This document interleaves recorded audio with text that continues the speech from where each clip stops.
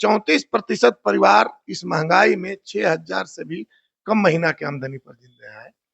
65%, अगर 10,000 तक आमदनी ले लीजिए तो 65% परिवार 10,000 से भी कम आमदनी पर जिंदा है। वहां का चुनाव का एजेंडा क्या होना चाहिए? वहां के चुनाव का एजेंडा चारा और कृषि और मखाना होना चाहिए, रोड होना चाहिए। जिसकी आमदनी 6,000 है उसके सामने अगर हवाई अड्डा भी बना देंगे तो आप गाली दे रहे हैं उसको। उसको साइकिल खरीदने की औकात नहीं है, धान उपजाने के लिए पानी नहीं है, गेहूं पटाने के लिए पानी नहीं है, मखाना उपजाने के लिए तो गहरी पानी की जरूरत है। तो ये मजाक कर रहे हैं बिहार में आकर के। उनका भूगोल की जानकारी नहीं है मोदी जी को।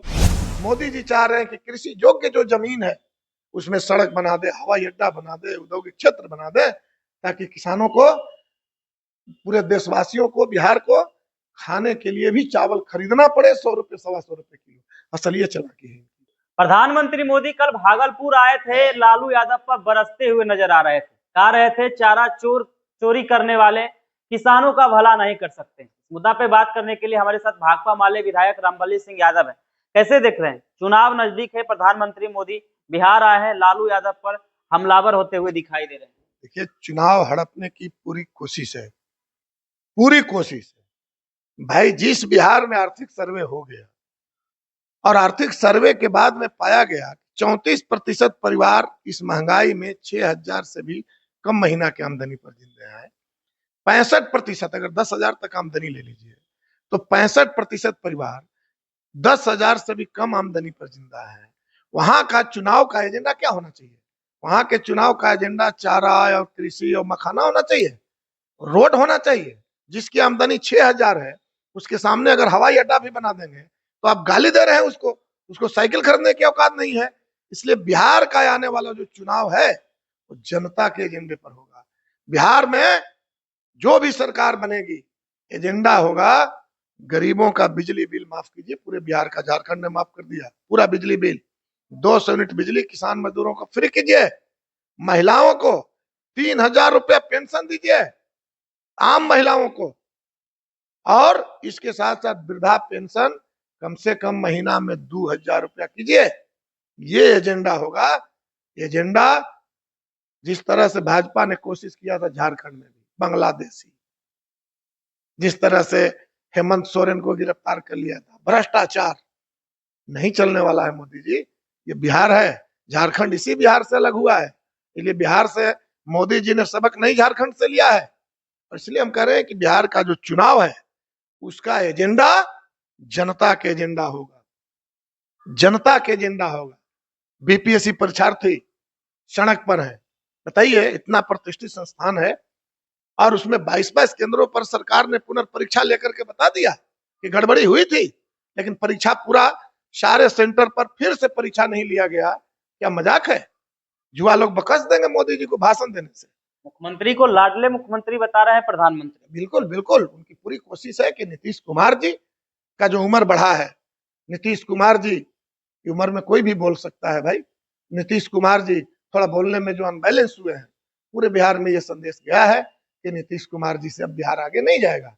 इसका नाजायज लाभ वो चाहता है, लाड़ला बोल करके नीतीश जी को थोड़ा पॉलिश मार करके इस बिहार के चुनाव को भाजपा हड़प लेना चाहती है। ऐसा बिहार नहीं होने देगा। बिहार हमेशा आगे जाएगा और बिहार गाय गोबर वाली पार्टी जो भारतीय जनता पार्टी है उसके नेतृत्व में तो पीछे चला जाएगा। और इसलिए हम कह रहे हैं कि बिहार को आगे जाने के लिए रास्ता प्रशस्त हुआ है। बिहार को आगे जाने के लिए बिहार तैयार है। और इसलिए हम कह रहे हैं कि बिहार के जो चुनाव का एजेंडा है, मोदी जी जो चाह रहे हैं वो नहीं होने वाला है। बिहार में जनता का एजेंडा चुनाव का एजेंडा होगा। किसानों को बड़ी सौगात देने की बात कर रहे हैं, मखाना को बोल रहे हैं वैश्विक बाजार मिलेगा। तो वही बात बोल रहा हूँ, मखाना उपजेगा तब ना वैश्विक बाजार मिलेगा। आप दक्षिण बिहार के जिला तो मैं गिना दिया, जहां नवादा, नालंदा, गया, जहानाबाद, औरंगाबाद के दक्षिणी इलाका जहां पानी के लिए तरसता है, धान उपजाने के लिए, गेहूं उपजाने के लिए पानी नहीं मिलता है। जबकि सोन नदी से एक बहुत बड़ी मात्रा में पानी जो है वो चला जाता है गंगा में। हम लोग कहा कि कदवन जलाशय बना दीजिए, सूखी नदियों को पानी युक्त बना दीजिए, खेत को पानी दीजिए। धान उपजाने के लिए पानी नहीं है, गेहूं पटाने के लिए पानी नहीं है, मखाना उपजाने के लिए तो गहरी पानी की जरूरत है। तो ये मजाक कर रहे हैं बिहार में आकर के। उनका भूगोल की जानकारी नहीं है मोदी जी को। और इसलिए हम कह रहे हैं कि मोदी जी ने तो कहा था कि 2022 तक हम किसानों का आय दुगना कर देंगे। बिहार सवाल पूछेगा उनसे, आय दुगना हुआ? बल्कि जिस तरह से आज किसानों का जो कृषि फार्म था, हर ब्लॉक में 40-40 एकड़ का, सारे कृषि फार्म को कब्जा कर लिया, जहां से बीज मिलता था किसानों को। और अब मोन्सांटो, कारगिल, इस तरह के जो पूंजीपतियों की कंपनियां हैं, उनसे किसान को बीज खरीदना पड़ता है 100 रुपये, 125 रुपये किलो। और अब मोदी जी चाह रहे हैं कि कृषि योग्य जो जमीन है उसमें सड़क बना दे, हवाई अड्डा बना दे, औद्योगिक क्षेत्र बना दे, ताकि किसानों को, पूरे देशवासियों को, बिहार को खाने के लिए भी चावल खरीदना पड़े 100 रुपये, 125 रुपये किलो। असल ये चालाकी है। मुख्यमंत्री तो कह रहे हैं कि प्रधानमंत्री के नेतृत्व में बिहार और देश दोनों का विकास हो रहा है। भाई तो आर्थिक सर्वे तो हो गया, विकास तो हुआ। 65% आबादी 10,000 से भी कम आमदनी पर जिंदा है इस महंगाई में, यही विकास हुआ है आपके पास।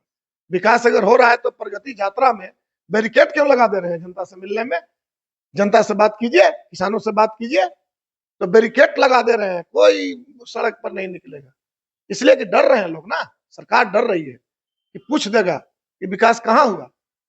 पुल बना तो ढहिए जा रहा है उद्घाटन के समय।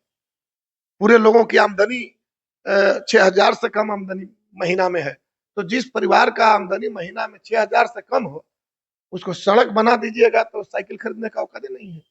तो इस तरह के विकास, कहावत है कि बेल पके तो कौआ को क्या मिलना है। इसलिए बिहार में आप जो सड़कें बना रहे हैं, ये आप बैरिकेड लगा करके टोल टैक्स वसूल करने के लिए, दोहरी दमन करने के लिए, ये ज्यादा आपके लिए महत्वपूर्ण है।